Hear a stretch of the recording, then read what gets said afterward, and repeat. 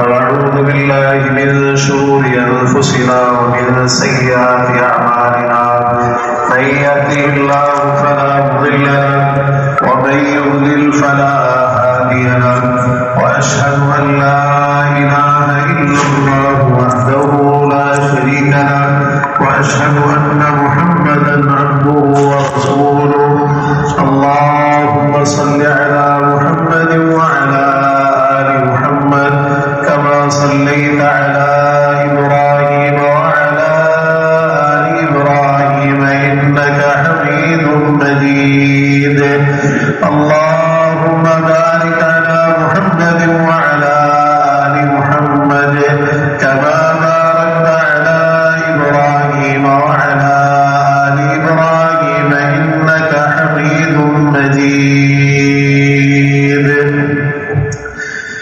يا أيها الذين آمنوا اتقوا الله حق تقاته ولا تموتن إلا وأنتم مسلمون يا أيها الناس اتقوا ربكم الذي خلقكم من نفس واحدة وخلق منها زوجها وبث منهما رجالا كثيرا ونساء واتقوا الله الذي تساءلون به والأرحام إن الله كان عليكم رقيبا يا أيها الذين آمنوا اتقوا الله وقولوا قولا سديدا يصلح لكم أعمالكم ويغفر لكم ذنوبكم ومن يطع الله ورسوله فقد فاز فوزا عظيما أما بعد فإن أصدق الحديث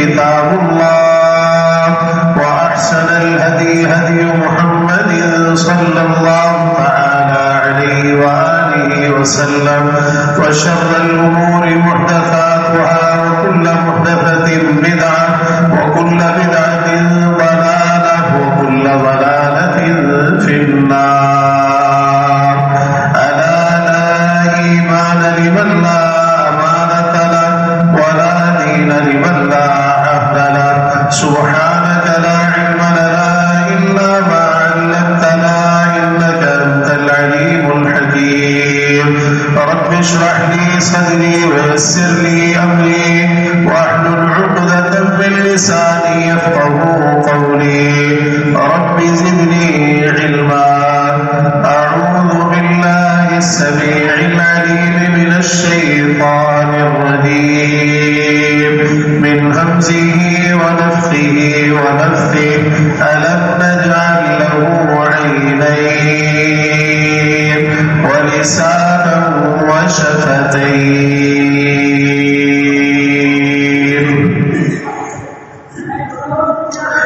ہر قسم کی تحمیدات تسبیحات تقدیسات تمجیدات تحلیلات تکبیرات اور عبادات کے لائق صرف اور صرف اللہ وحدہ لا شریک احکم الحاکمین ارحم الراحمین احسن الخالقین والجلال والاکرام ہے. وہی ہم سب کا خالق مالک رازق حاجت روا مشکل کشا داتا گنج بخش دستگیر غوث اعظم غریب نواز لجپال بگڑیاں بنانے والا اولاد دینے والا نفع و نقصان کا اختیار رکھنے والا اور زمین و آسمان کا یہ سارا نظام اکیلے ہی چلانے والا ہے. درود و سلام ہو امام الانبیاء والمرسلین سید الاولین والآخرین شفیع المذنبین رحمت للعالمین خاتم النبیین ہم سب کے رہبر و رہنما مقتدی و پیشوا امام اعظم قائد اعظم رہبر اعظم جناب محمد رسول اللہ صلی اللہ تعالی علیہ وآلہ وسلم کی ذات گرامی پر کہ جنہیں اللہ رب العزت نے میرے اور آپ کے لیے قیامت تک آنے والے انسانوں کے لیے اسوہ حسنہ بہترین نمونہ بنا کر مقبول فرمایا اور اپنی محبت رحمت مغفرت جنت ہدایت نجات اور سعادت کو آپ کی اتباع اور پیروی کے ساتھ لازم کر دیا ہے. عزیز بھائیوں بزرگوں نوجوان ساتھیوں، قابل احترام دینی ماں اور بہنوں، آپ بڑے خوش نصیب ہیں کہ جمعۃ المبارک کے لیے اپنے سارے کام کاج چھوڑ کر، موقوف کر کے، روک کر خطبہ جمعہ کے لیے مسجد میں تشریف لاتے ہیں، اور بڑے خوش نصیب ہیں وہ لوگ جو اذان سے پہلے مسجد میں آتے ہیں تاکہ فرشتوں کے رجسٹر میں بھی ان کی حاضری لگ جائے۔ لیکن عمومی طور پر ہمارے معاشرے کا المیہ یہ ہے کہ جس طرح ہم اللہ تعالیٰ کی عبادت اور بندگی سے دور ہو گئے، ہمیں احساس ہی نہیں کہ یہودیوں نے جمعے کا دن ضائع کیا، عیسائیوں نے اس دن کو ضائع کیا، اللہ تعالیٰ نے یہ دن ان سے لے کر ہمیں عطا کر دیا تاکہ ہم اس دن کی قدر کریں، تعظیم کریں، احترام کریں۔ اور بڑا ایک بنیادی مسئلہ یہ ہے کہ جمعۃ المبارک کی آذان ہو جانے کے بعد ہر قسم کا کام، خرید و فروخت، ہر قسم کی تجارت اور لین دین وہ بالکل جائز نہیں رہتی۔ یہ قرآن مجید میں اللہ تعالیٰ نے فرمایا یا ایھا الذین آمنوا اذا نودی للصلاة من یوم الجمعة فاسعوا الی ذکر اللہ وذروا البیع۔ ایمان والوں نے جمعے کے دن نماز کے لیے اذان دی جائے تو اللہ کے ذکر کی طرف جلدی کرو اور خرید و فروخت چھوڑ دو۔ اسی کی تفسیر میں مختلف اقوال ہیں، بعض سلف کا یہ بھی قول ہے کہ خرید و فروخت اس وقت حرام ہو جاتی ہے۔ جمعے کی اذان کے بعد اگر کسی نے خرید و فروخت کی ہے تو یہ جو کمائی ہے یہ حرام کی کمائی ہے، جائز بھی نہیں رہتی۔ اللہ تعالیٰ فرماتا ہے وذروا البیع، خرید و فروخت کرو، ختم، اب چھوڑ دو سارے دنیاوی کام کاج۔ یہ جمعے کے دن کا ادب ہے، یہ احترام ہے۔ تو اگر وہی سارے کام چل رہے ہوں اور ادھر جمعے کا وقت ہو گیا، اذان بھی ہو گئی، خطبہ بھی ہو گیا، ہماری دکان بھی کھلی ہے، ہمارے کام بھی جاری ہے، تو یہ آپ کے مسلمان ہونے پر ایک سوالیہ نشان ہے۔ آپ دیکھیں کہ آپ مسلمان بھی ہیں یا نہیں۔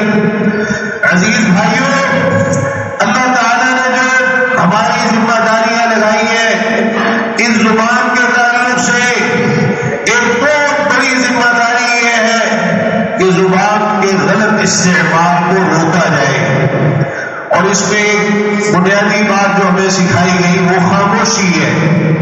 خاموشی، جی ہاں، زبان کو بند رکھنا، زبان کو روک کے رکھنا، زبان کو لگام ڈال کے رکھنا، زبان کو قابو میں رکھنا، کنٹرول میں رکھنا۔ خاموشی کا مطلب یہ نہیں ہے کہ انسان ضرورت کی بھی بات زبان سے نہ کرے یا اچھی بات بھی زبان سے نہ کرے، نہیں، مطلب یہ ہے کہ اس زبان کو استعمال کرے پوری ذمہ داری کے ساتھ۔ اور وہ بنیادی بات، من کان یؤمن باللہ والیوم الآخر فلیقل خیرا او لیصمت۔ جو اللہ تعالیٰ پر اور آخرت کے دن پر ایمان رکھتا ہے، اچھی بات کہے ورنہ خاموشی اختیار کرے۔ خاموش ہے، اچھی بات اگر کر سکتا ہے تو کر دے، ورنہ پھر خاموشی کو لازم پکڑے، خاموشی اختیار کرے۔ یہ خاموشی بھی ایک عبادت ہے، یہ خاموشی بھی ایک بڑا عظیم عمل ہے، اور اسی کی وجہ سے انسان کے بولنے کو بہت کم کیا گیا ہے۔ یعنی اکثر ہے کہ خاموشی اختیار کرو، بولو لیکن کم بولو، ضرورت کے مطابق، فائدے کی بات سوچ سمجھ کر، ذمہ داری کے ساتھ۔ مثال کے طور پر اب چند باتیں آپ سمجھیں اس خاموشی کی اہمیت کو جاننے کے لیے۔ کتنا انسان کو خاموش کروایا گیا، خاموش رہنے کا سبق دیا گیا۔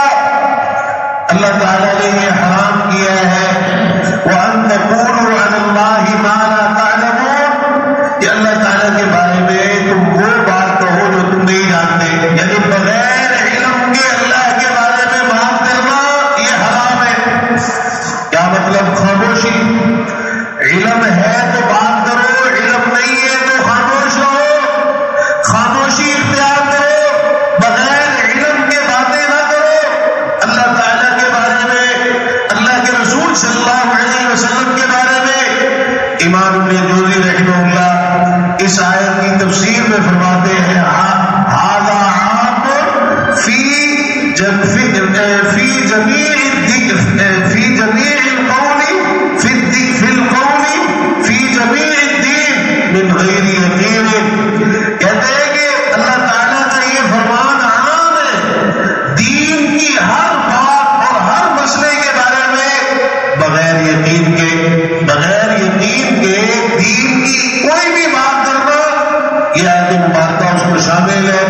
اس سے منع کیا جا رہا ہے کہ اگر دین کے کسی مسئلے کے بارے میں یقینی علم ہے تو بولو ورنہ خاموشی اختیار کرو.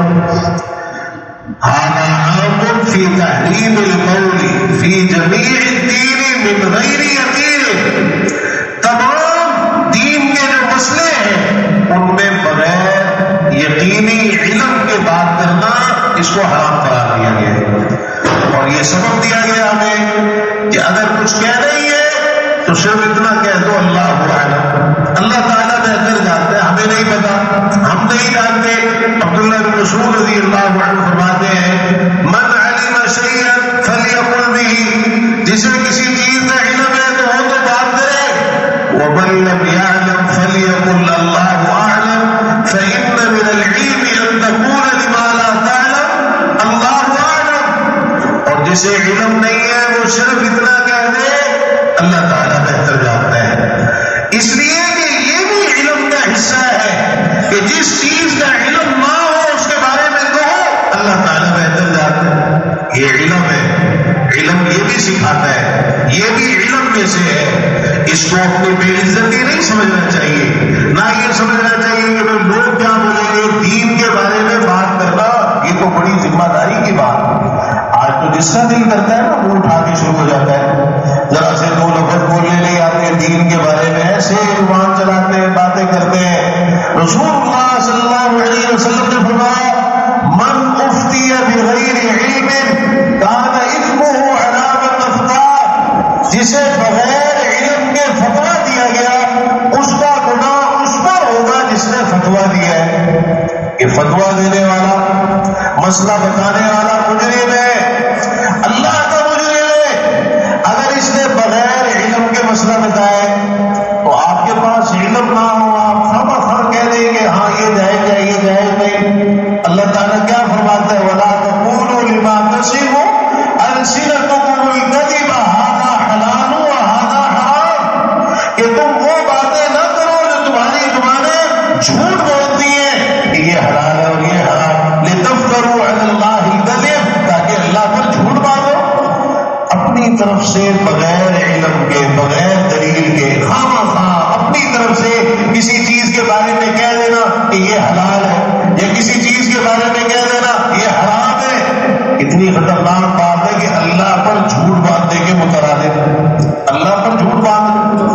تو دیکھیے دین کے بارے میں اسی طرح کوئی حدیث آپ کو اگر یقینی علم ہے اس کی صحت کا اور اس کے صحیح ہونے کا کہ واقعتاً یہ پیارے پیغمبر جناب محمد رسول اللہ صلی اللہ علیہ وسلم کا فرمان ہے اور اس کی سند اور اس کی نسبت آپ تک ثابت ہے، صحیح سند سے آپ کا یہ فرمان ہے، پھر تو آپ بات کریں ذمہ داری کے ساتھ. لیکن اگر نہیں تو پھر ایسے خواہ سنی سنائی حدیثیں، مشہور قسم کی حدیثیں چل رہی ہیں، کوئی حوالہ نہیں، کوئی مستند حدیث نہیں. ہاں کسی علم والے سے آپ پہلے اس کے بارے میں پوچھ لیں، سوال کر لیں آپ. لیکن اگر کسی حدیث کے بارے میں آپ کو اس کے صحیح ہونے کا یقین نہیں ہے اس کو بیان نہ کریں. من حدث عنی بحدیث یرا انہ کذب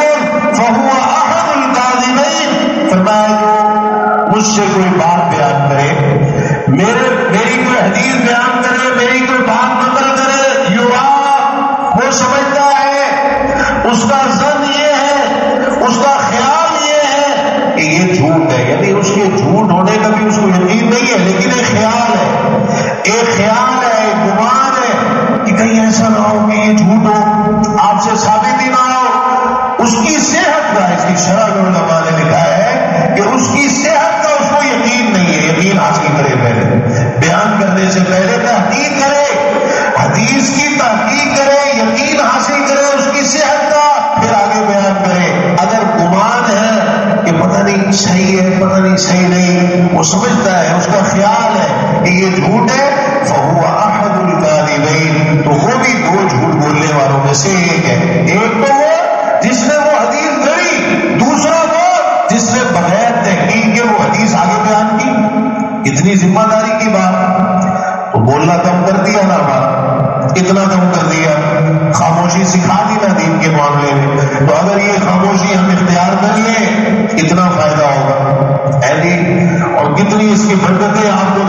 ہوگی. آپ دین کے معاملے میں کتنے محتاط ہو گئے، اگر تحقیق کی عادت آپ کو پڑ گئی دین کے معاملے میں. عزیز بھائیوں، ہمارے دین میں خرابی اسی وجہ سے آئی کہ ہم نے ایسے ہی ادھر ادھر کی چلتی پھرتی باتیں سنی سنائی ان کو دین کا نام دیا. عملی زندگی میں بھی اختیار کر رہے ہیں، دوسروں کو بھی بتا رہے ہیں، کوئی پتہ نہیں. تو یہ ذمہ داری ہمیں سکھائی گئی، خاموشی کا سبق دیا گیا ہے کہ دین کے بارے میں بات کرنی ہے یقین سے کرو، علم کی روشنی میں کرو، ورنہ چپ رہو، بات کرنے کی ضرورت نہیں ہے، خاموشی اختیار کرو. وَلَا تَقْفُ مَا لَيْسَ لَكَ بِهِ عِلْمٌ، جس چیز کا علم نہیں ہے اس کے پیچھے نہ پڑو، ہاں اس کے بارے میں پہلے علم حاصل کرو. خاموشی اس طرح بھی سکھائی گئی کہ سنی سنائی باتیں آگے نقل کرنے سے منع فرما دیا. کفا بالمرء کذبا ان یحدث بکل ما سمع، آدمی کے جھوٹا ہونے کے لیے کافی ہے کہ ہر سنی ہوئی بات کو آگے بیان کر دے. ایک تو ہے نا دین کے بارے میں بات بغیر تحقیق کے، وہ بھی اجازت نہیں ہے. ایک ہے کہ ویسے جو دنیا کے معاملات ہیں کسی کے بارے میں کوئی بات اور دیگر جو دنیاوی امور سے تعلق رکھنے والی چیزیں ہیں، کسی نے کسی کے بارے میں کچھ آپ کو بتایا، کسی کے بارے میں کچھ سنا آپ نے، بغیر تحقیق کے آگے بیان کر رہے ہیں. فرمایا آدمی کے جھوٹا ہونے کے لیے یہ کافی. جھوٹا آدمی، حالانکہ وہ جھوٹ اس نے نہیں بولا، لیکن اس کا جھوٹ یہ ہے کہ اس نے سنی سنائی بات کو آگے بیان کیا، پہلے اس کے بارے میں یقین حاصل نہیں کیا، خبر کی تحقیق نہیں کی اس نے کہ بات ہے بھی یا نہیں ہے تو کیا ہے. تو یہ بھی ایک بڑی ذمہ داری کی بات کہ سنی سنائی بات آگے بیان نہیں کرنی، اس پر خاموشی اختیار کرنی ہے اور اپنے آپ کو روک کے رکھنا ہے. یہ نہیں ہے کہ جو بات کسی نے بیان کر دی اور زبان پہ آ گئی اور انسان پھر آگے وہ بات کرتا چلا جائے. تیسری بنیادی بات جس کے ذریعے ہمیں خاموشی سکھائی گئی وہ یہ ہے کہ آپ وہ بات نہ کریں جس پر بعد میں آپ کو معذرت کرنی پڑے. یہ بھی ایک بات، پہلے زبان چلائی، خوب باتیں کی اور بعد معذرتیں کی. انسان ہے نا، جلد باز بھی ہے، غصے میں بھی آ جاتا ہے، کوئی بات نہیں، لیکن اپنی عادت یہ بنائے، اپنے آپ اپنی تربیت اس طرح کیجیے آپ، اور اپنی زبان کا استعمال اس طرح کا بنائیے کہ ایسی بات نہ کریں جس پر بعد میں آپ کو معذرت کرنی پڑے. رسول اللہ صلی اللہ علیہ وسلم نے یہ بات سکھائی جب ایک صحابی آئے اور انہوں نے آگے کہا کہ علمنی وعونس، آپ مجھے سکھائیے اور اختصار سے کام لیجیے، چند مختصر باتیں ہوں جو مجھے یاد رہ گئے، کچھ زیادہ لمبی چوڑی چیزیں نہ ہو. تو آپ نے 3 باتیں ان کو بتائی تھی، وہ بڑی قیمتی ہیں تینوں باتیں. اذا كنت في صلاتك فصل صلاة مودع، نماز کے لیے کھڑے ہو تو ایسے نماز پڑھو جیسے الوداع ہونے والا شخص نماز پڑھ رہا ہوتا ہے، چھوڑ کے جا رہے ہو آپ بھی نماز سمجھ کے پڑھو. اور دوسرے نمبر پر ولا تکلم بکلام تعتذر منه، ایسی بات نہ کرو جس پر تمہیں بعد میں معذرت کرنی پڑے. سوچ سمجھ کے بات کرو، ذمہ دار بن کر بات کرو، اور جو بات کرو اس کی ذمہ داری قبول کرو، رکو نہیں اس سے. بات ایک ہے نا انسان مکر جائے، کہ مکرنے کی بھی ہمیں عادتیں پڑی ہوئی ہے نا، بات کر کے مکر گئے. آج کل کا جو میڈیا کا دور ہے نا، چیزیں تو محفوظ ہو جاتی ہے، وہ سارا جھوٹ آئینے کی طرح سامنے آتا ہے کہ پہلے ایک بات کی بات مکر گئے، اور دوسرا یہ ہے کہ بات کر کے مان لیا غلط کی تھی. یہ بھی نہیں ہونا چاہیے، مکرے بھی نہیں انسان، اور بات بھی ایسی نہ کرے کہ اسے بعد میں، اس کا مطلب یہ بھی نہیں ہے کہ غلط بات پہ اڑ جاؤ، یہ بھی مصیبت ہے. مطلب یہ ہے کہ اگر غلط ہے تو مان لو غلطی، لیکن آئندہ کے لیے احتیاط کرو کہ ایسی بات نہیں کرنی جس کا مجھے بعد میں معذرت کرنی پڑے اور افسوس کرنا پڑے. فرمایا کہ لوگوں کے ہاتھوں میں جو کچھ بھی ہے اس سے بالکل نا امید ہو جاؤ، لوگوں سے امیدیں وابستہ نہ کرو، ساری امیدیں اپنے اللہ سے وابستہ کرو. عزیز بھائی، اسی طرح ہمیں یہ سبق بھی سکھایا گیا، قسموں کا معاملہ بھی بڑا اہمیت کا حامل ہے، اور انسان بڑا کمزور ہے، قسمیں اس کو کھانی پڑی جاتی ہے کہیں نہ کہیں. تو ایک بات کو ہمارے کر چکے تھے کثرت کلام کے ضمن میں گزشتہ جمعے کہ زیادہ قسمیں کھانے سے منع کیا گیا ہے، لیکن ایک خاموشی بھی ہے قسم کے معاملے۔ ہم یہ خاموشی بیان کرنا چاہتے ہیں، وہ خاموشی یہ ہے کہ سیدنا عمر رضی اللہ تعالیٰ عنہ نے ایک موقع پر اپنے باپ دادا کی قسم کھا لی۔ قافلہ جا رہا تھا، کوئی بات ہوئی، انہوں نے باپ دادا کی قسم کھا لی، جس طرح زمانے جاہلیت میں رواج چلا رہا۔ رسول اللہ صلی اللہ علیہ وسلم نے فرمایا ان اللہ ینہاکم ان تحلفوا بآبائکم، اللہ تعالیٰ تمہیں منع کرتا ہے کہ تم اپنے باپ دادا کی قسم کھاؤ۔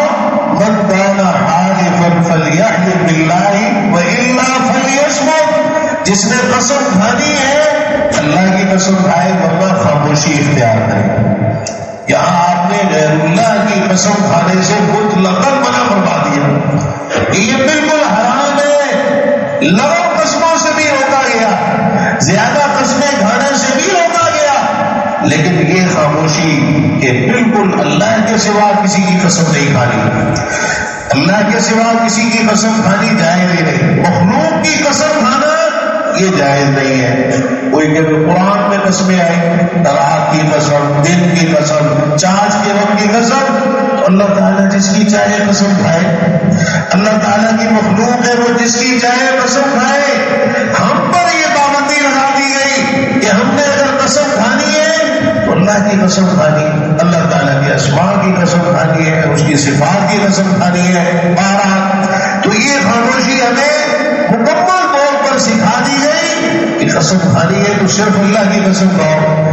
اسی طرح انسان کو یہ خاموشی بھی سکھائی گئی کہ کچھ رشتے ایسے ہوتے ہیں کہ وہاں اپنی زبان بند کرنی پڑتی ہے، وہاں پھر صفائیاں نہیں دینی، وہاں پھر بولنا نہیں ہے، اجازت نہیں ہے، وہاں زبان آپ کو روکنی ہی پڑے گی۔ ان میں بہت بڑا ایک رشتہ والدین کا رشتہ ہے، اور افسوس یہ ہے کہ آج اولادیں ماں باپ کے آگے بولتی ہے اور صفائیاں پیش کرتی ہے۔ ہمارا مقصد نہیں، یہاں صفائی بھی پیش نہیں کرنی، یہاں ہتھیار ڈالنے، یہاں زبان بند کرنی ہے۔ یہ آپ کے والدین ہیں، یہ آپ کے ماں باپ ہیں، ان کا حق سب سے زیادہ ہے۔ اللہ تعالیٰ نے کسی اور ہستی کے بارے میں اس طرح نہیں فرمایا جس طرح ماں باپ کے بارے میں فرمایا، اشکر لی ولی والدین، میرا بھی شکر ادا کرو، اپنے والدین کا بھی شکریہ ادا کرو، یہ تمہارے دنیا میں آنے کا سبب بنے۔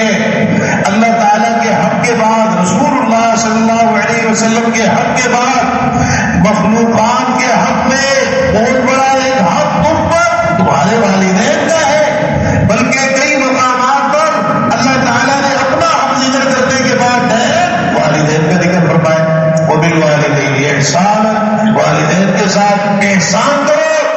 تو عزیز بھائیوں، والدین کے آگے خاموشی، بولنا نہیں ہے، چپ رہنا، زبان بند کرنی ہے، صفائیاں پیش نہیں کرنی۔ وہ آپ کے ماں باپ ہیں، ان کا احترام کرنا ہے۔ افسوس آج اولادیں سب سے زیادہ ماں باپ کے سامنے زبان چلاتی، ان کے آگے بولتی، اور خاص طور پر جب تھوڑے سے بڑے ہو جائے، کمانے لگ جائے، اور جب شادی ہو جائے، بیوی کے پیچھے لگ کر ماں باپ کے آگے بول رہے ہیں، ماں باپ کو ناراض کر رہے ہیں، ماں باپ کو جواب دے رہے، ماں باپ کو صفائیاں پیش کر رہے، بدلے لینے پہ اتر آتے ہیں۔ میرے ابو نے مجھے یوں بولا، کیوں بولا، آگے سے زبان چلاتے نہیں۔ اللہ تعالیٰ نے ہمیں کیا سکھایا، فلا تقل لهما اف، فرمایا ان کو اف بھی نہیں کہنی، زبان بند کر لو۔ اف کہنے کی بھی اجازت نہیں ہے، ہلکے سے ہلکا کلمہ جو انسان اظہار افسوس کے لیے اپنی زبان سے ادا کرتا ہے، اف افسوس نہیں، والدین کو اف تک نہیں کہنا، ولا تنہرہما، جھڑکنا بھی نہیں ہے، وقل لہما قولا کریما، بڑی کوئی نرم بات کرنی ہے ان کے ساتھ، بڑے اچھے اخلاق میں، عمدہ اخلاق میں، اور خاموشی۔ اگر وہ دیکھ رہے ہیں کہ بھئی بات سمجھ میں نہیں آ رہی یا معاملہ جو ہے وہ سختی کی طرف جا رہا ہے، نہیں، چپ، خاموش۔ فلا تقل لهما اف، فرمایا ان کے آگے تمہیں اف کرنے کی بھی اجازت نہیں ہے، یہاں زبان بند رکھنے کا حکم دیا گیا ہے۔ کوئی پیار محبت کی بات ان کے ساتھ سختی والی بات بالکل نہیں، صفائیاں نہیں دینی آگے سے۔ عزیز بھائیوں، انسان جتنا بھی بڑا بن جائے نا، جتنی بھی اونچے مقام پر دنیاوی اعتبار سے چلا جائے، کوئی ڈاکٹر بن گیا، کوئی انجینئر بن گیا، کوئی وکیل بن گیا، کوئی کیا بن گیا، وہ ماں باپ کے سامنے وہی ہے جب اس کو اپنا پیشاب پخانا تک صاف کرنے نہیں آتا۔ اس کے ماں باپ، اس کی ماں، اس کا باپ، یہ ماں باپ کی نظر میں وہ وہی ہے۔ وہ اپنے آپ کو کبھی بھی اپنا منصب اور اپنی حیثیت لے کر ماں باپ کے سامنے پیش نہ کرے۔ میں تو ڈاکٹر بن گیا ہوں، آپ ڈاکٹر ہو گے دوسروں کے لیے ہو گے، ماں باپ کے لیے نہیں ہو۔ آپ ماں باپ کے لیے ان کی اولاد ہو اور ان کے بچے ہو۔ آپ کوئی کتنا بڑا کیوں نہ بن جائے، ماں باپ کے سامنے عاجزی، انکساری اور تواضع کا رستہ اختیار کرنا ہے تو ان کے آگے خاموشی ہے۔ کوئی پیار محبت کی بات ان کے ساتھ کرنی ہے تو کر لو، ورنہ اور دوسری کوئی بات نہ کرو، نہ ان کو صفائیاں دو، ان کے آگے اپنی زبان بند کرو۔ فلا تقل لهما اف۔ اسی طرح خاموشی کی پابندی لگائی گئی تینوں کان، اور اسی حدیث میں کثرت سوال بھی، زیادہ سوال کرنے سے بھی روکا گیا۔ سوال کرو، ضرورت کا مسئلہ معلوم کرو، ایسے اپنے آپ کو سوالوں کی عادت۔ کچھ لوگوں کی عادت ہوتی ہے درسوں میں بیٹھتے نہیں، جمعوں میں ٹائم سے آتے نہیں، اتنی باتیں الحمدللہ بیان ہو جاتی ہیں کہ اگر انسان توجہ سے سنے تو اس کو پوچھنے کی ضرورت ہی نہیں رہتی۔ اپنے وقت پر ہر سوال کا جواب آہستہ آہستہ آپ کو مل جائے گا۔ سیکھنے سکھانے کے سلسلے سے جڑو تو صحیح، نہیں وہاں ٹائم نہیں، ہاں مسئلے بڑے پوچھنے، کبھی اس کو تنگ کیا، کبھی اس کو تنگ کیا، کہ بیماری پڑ جاتی ہے سوال۔ تو اسی لیے اس سے منع کیا گیا، یہ خاموشی کی پابندی ہے۔ فرمایا کہ ان اللہ کریہ لکم قیل وقال وکثرۃ السؤال، اللہ تعالیٰ نے قیل و قال کو تمہارے لیے ناپسند کیا ہے اور زیادہ سوالات کرنے کو ناپسند کیا ہے، زیادہ سوال نہ کیا کرو۔ یہ قیل و قال کیا ہے؟ یہ بھی وہی اصل میں وہ جو سنی سنائی باتیں پیچھے اپنے کہا، یوں کہا گیا، یوں بیان ہوا، فلاں نہیں ہوا، ایسے خواہ مخواہ ادھر ادھر کی باتیں نقل کرنا۔ اس میں تو یہ تھا نا ہر سنی ہوئی بات کو بیان کر دینا۔ اس میں یہ ہے کہ یہ نہ دیکھنا کہ بھئی یہ بات بیان کرنے والی بھی ہے کہ نہیں، مجھ سے اس بات کا کوئی تعلق ہے بھی یا نہیں، وہ فلاں نہیں وہ کہا تو تمہیں کیا لگے، تمہارا اس سے کیا تعلق ہے، تمہارا فلاں نے یہ کہا۔ آج کل یہی ہوتا ہے، سیاسی تبصرے کرتے ہیں، اس نے یہ کہہ دیا، اس نے یہ کہہ دیا، وہ یوں کر رہا ہے، وہ ایسے کر رہا ہے۔ یہ تینوں کام اللہ تعالیٰ کو پسند نہیں ہے اس طرح کی باتیں، اور خاص طور پر جو لایعنی باتیں ہیں جن کا انسان سے کوئی مقصد نہیں ہے، کوئی تعلق نہیں ہے۔ اللہ تعالیٰ مجھے اور آپ کو یہ پابندیاں قبول کرنے کی توفیق نصیب فرما دے۔ یہ پابندیاں قبول کریں گے، زبان کا بہت زیادہ غلط استعمال، اس سے اپنے آپ کو بچا لیں گے۔ وآخر دعوانا الحمدللہ رب العالمین۔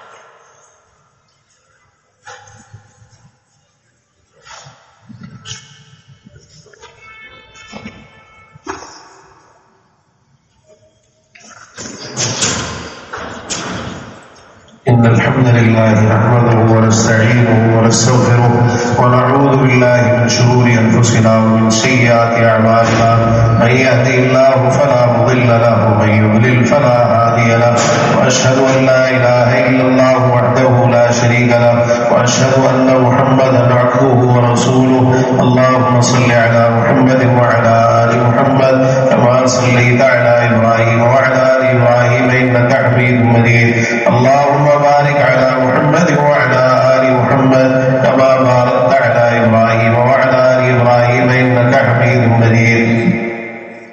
عزیز بھائیوں، بال کی کھال اتارنا یہ بھی ایک بیماری ہے۔ جو موٹی موٹی باتیں ہیں ان کو لے لینا چاہیے، لیکن بہت زیادہ کوریدنا، گہرائی میں جانا، خواہ میں بغیر ضرورت کے اور بال کی کھال اتارنا اس سے منع کیا گیا ہے۔ اور نہ صرف منع کیا گیا بلکہ آپ نے 3 مرتبہ فرمایا ہلاک المتنطعون، کہ بال کی کھال اتارنے والے، بہت زیادہ گہرائی میں جانے والے خواہ وہ ہلاک ہو گئے۔ دنیا کے اعتبار سے بھی نقصان اٹھاتے ہیں، آخرت کے اعتبار سے بھی نقصان اٹھاتے ہیں۔ تو انسان کو اپنا معاملہ بالکل بنیادی موٹا رکھنا چاہیے. تو اس چیز میں بھی خاموشی ہونی چاہیے. اور اسی طرح اس چیز میں بھی خاموشی ہونی چاہیے کہ انسان کو اگر غصہ آ گیا ہے تو ویسے تو غصے کے علاج کے اور طریقے بھی حدیث میں بیان ہوئے ہیں, ہم اختصار کر رہے ہیں. اس میں ایک اہم طریقہ وہ خاموشی ہے. رسول اللہ صلی اللہ علیہ وسلم نے سیدنا معاذ, سیدنا عبداللہ بن عباس رضی اللہ عنہ راوی ہے, فرماتے ہیں کہ آپ نے فرمایا علموا ویسروا ولا تعسروا, سکھاؤ, تعلیم دو, آسانی کرو, مشکل نہ کرو. اور ایک بات یہ بھی فرمائی وَإِذَا غَضِبَ أَحَدُكُمْ فَلْيَسْكُتْ, اگر تم میں سے کسی کو غصہ آ جائے تو خاموش ہو جائے, بولنا چھوڑ دے. یہ بہت بڑا علاج ہے غصے کا. گھر میں بھی ایسا ہوتا ہے کہ بیوی دیکھ رہی ہے شوہر کو غصہ آ گیا, ذرا خاموش ہو جائے. شوہر دیکھ رہے ہیں بیوی کو ذرا غصہ آ گیا, شوہر خاموش ہو جائے. یہ اسی طرح باہر کسی کے ساتھ اگر کوئی مسئلہ ہو جائے تو خاموشی اختیار. غصے کے وقت کوشش یہ کرے انسان, یہ خاموشی اختیار کرے, یہ غصے پر قابو پانے کا بہترین علاج. اسی طرح اس خاموشی میں یہ بھی شامل ہے کہ اگر کسی نے آپ کو گالیاں دی ہے یا کوئی بات ایسی کی ہے تو اس کو جواب میں گالیاں نہیں دینی. اس کو جواب میں کسی نے آپ کی کوئی عیب, کوئی کوتاہی ذکر کر کے آپ کو آگ دلا دی تو اب آپ بھی اس کی کوتاہی ذکر کر کے اس کو آگ دلا دیں, نہیں, اس سے اجتناب کرنا چاہیے. سیدنا ابوبکر صدیق رضی اللہ عنہ کا ایک واقعہ ہے سنن نبی داؤد کے اندر. ایک شخص نے ان کو زبان سے بڑی اذیت پہنچائی, دوسری روایت میں وضاحت ہے کہ برا بنا کہا, گالیاں دی. رسول اللہ صلی اللہ علیہ وسلم کی تشریف فرمائے. اب اس نے پہلی دفعہ یہ کیا, سیدنا ابوبکر رضی اللہ عنہ خاموش رہے, کوئی جواب نہیں دیا. اس نے دوبارہ یہ حرکت کی, پھر چپ رہے. تیسری دفعہ جب یہ کیا نا, تھوڑا سا اس کو جواب دے دیا, تھوڑا سا اس سے بدلہ لے لیا, جواب دے دیا. جس طرح ہوتا ہے نا کہ بھئی یہ تو ٹھہر ہی نہیں رہا ہے, وہ انسان ہے. بہرحال یہ تربیت ہوئی, آپ نے تعلیم بھی سکھایا. تو جب انہوں نے تھوڑا سا جواب دیا, پیارے پیغمبر جناب محمد رسول اللہ صلی اللہ علیہ وسلم وہاں سے اٹھ کر چلے گئے. سیدنا ابوبکر صدیق رضی اللہ عنہ بڑے پریشان ہوئے, پیچھے پیچھے گئے آپ کے, کہنے لگے اللہ کے رسول صلی اللہ علیہ وسلم جب وہ مجھے برا بھلا کہہ رہا تھا تو آپ وہاں تشریف فرما تھے, جب میں نے اس کی کسی بات کا جواب دے دیا غضبت وقمت, آپ غصے ہو گئے, اٹھ کر چلے گئے. آپ نے پھر مسئلہ سمجھایا ابوبکر بات یہ نہیں ہے, بات یہ ہے. ایک روایت میں الفاظ ہے سنن نبی داؤد میں نزل ملک من السماء یکذبه بما قال له, کہ آسمان سے فرشتہ اللہ نے نازل کیا, وہ جو تمہیں کہہ رہا تھا وہ فرشتہ اس کو جھوٹا قرار دے رہا. وہ تمہارے بارے میں کوئی بات کرتا, فرشتہ کہتا ہے تو جھوٹ بول رہا ہے, تو جھوٹ بول رہا ہے. تو فرمایا کہ فلما انتصرت وقع الشیطان, جب تم نے بدلہ لیا نا تو پھر شیطان آ گیا. فلم اقل لاجلس مع الشیطان, تو میں تو شیطان کے ساتھ نہیں بیٹھ سکتا, بدلہ لیا تو پھر بدلے میں پھر جب شیطان آتا ہے تو پھر غصہ آتا ہے, پھر بات بڑھ جاتی ہے, بات آگے چلی جاتی ہے. اتنی سمجھنے کی بات ہے اور کتنے نقطے کی بات. تو اگر ابتدا ہی میں انسان خاموشی اختیار کر لے, یہ سوچ کر کہ فرشتہ میری طرف سے جواب دے رہا ہے. مسند احمد کی روایت میں یہی الفاظ انه كان معك ملك يرد عنك, ایک فرشتہ تمہارے ساتھ تھا, وہ تمہاری طرف سے جواب دے رہا, تمہیں جواب دینے کی ضرورت ہی نہیں تھی, خاموش تھے.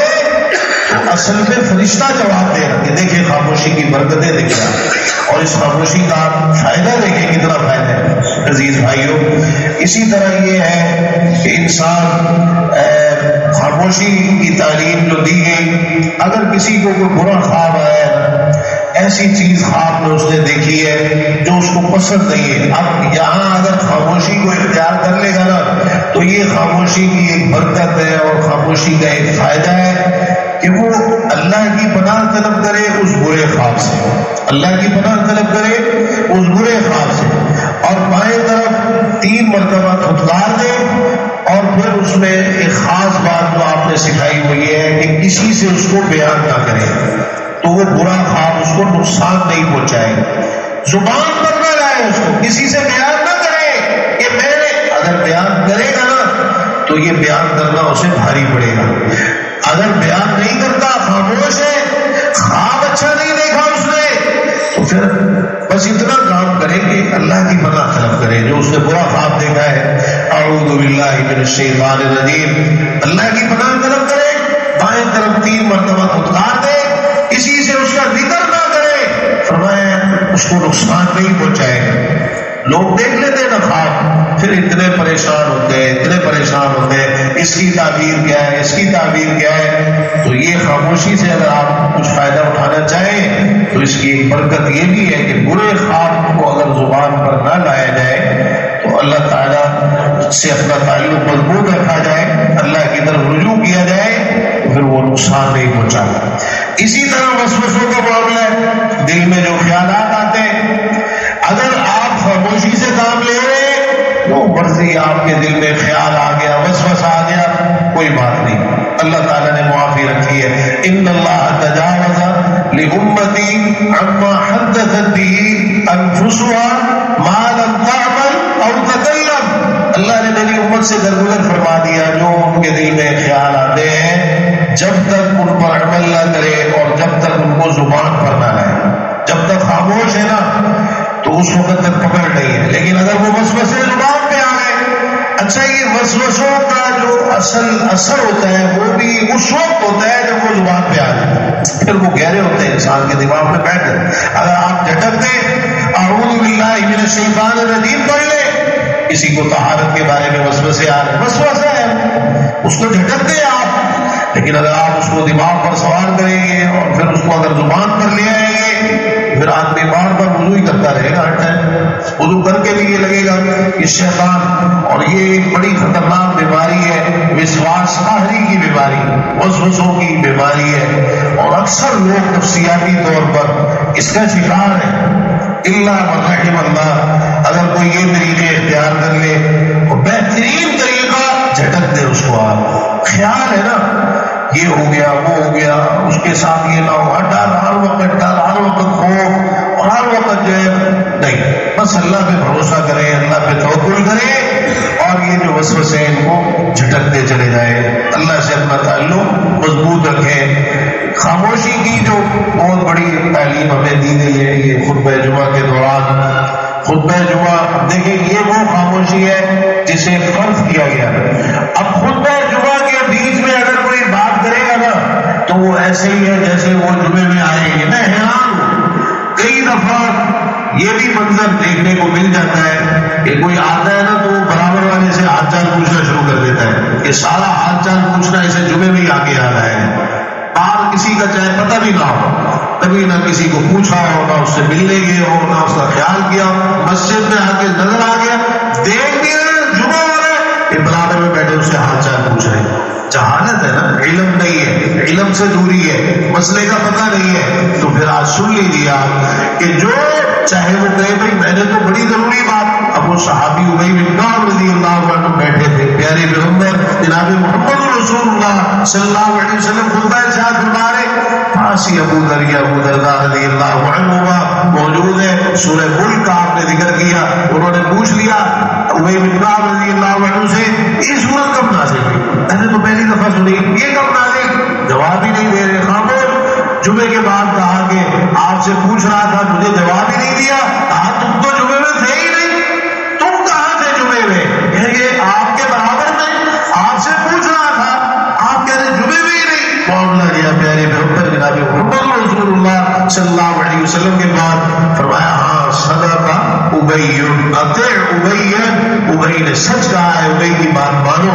جمعے کے بیچ میں اگر کوئی بات کرتا ہے چاہے وہ مسئلہ ہی پوچھ رہا ہو تو وہ ایسے ہی ہوتا ہے جیسے جمعے میں ہے ہی نہیں. اتنا ادب ہے، اتنا احترام.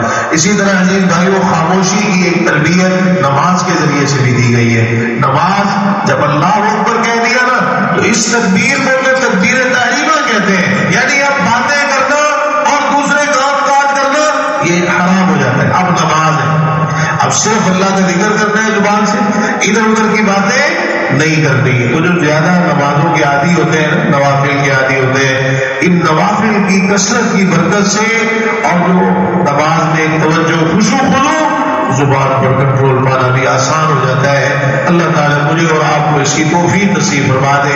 اس خاموشی کی بڑی فضیلتیں بھی مختلف احادیث میں بیان ہوئی ہے. اللہ تعالیٰ ہمیں ان کا مزاح بنا دے.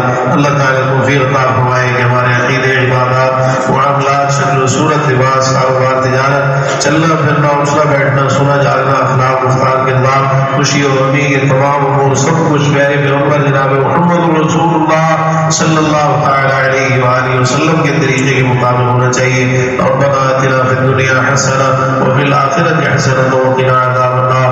ربنا ظلمنا انفسنا وإن لم تغفر لنا وترحمنا لنكونن من الخاسرين.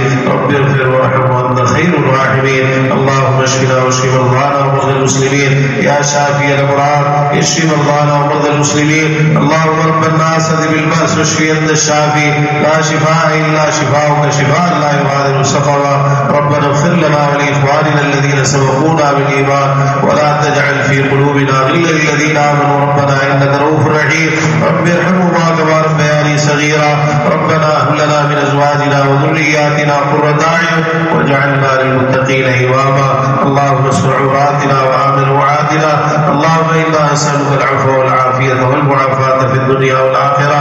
اللهم اكفنا بحلالك عن حرامك وأغننا بفضلك عمن سواك. اللهم اكفنا شر الأشرار وكيد الفجار ومن كل طارق يترك إلا طارق يترك بخير يا رحمن. اللهم لا تشرك للأعداء ولا الحاسدين. اللهم أعز الإسلام والمسلمين. اللهم انصر المظلومين من المسلمين. اللهم انصر المجاهدين في سبيلك في كل مكان. اللهم عليك بالكفار أجمعين. اللهم إنا نجعلك في نحورهم ونعوذ بك من شرورهم. اللهم اكفناهم بما شئت. ربنا آتنا من لدنك رحمة وهيئ لنا من أمرنا رشدا. رب ارحمهما كما ربياني صغيرا. ربنا هب لنا من أزواجنا وذرياتنا قرة أعين واجعلنا للمتقين إماما. ربنا تقبل منا إنك أنت السميع العليم وتب علينا إنك أنت التواب الرحيم. سبحان ربك رب العزة عما يصفون وسلام على المرسلين والحمد لله.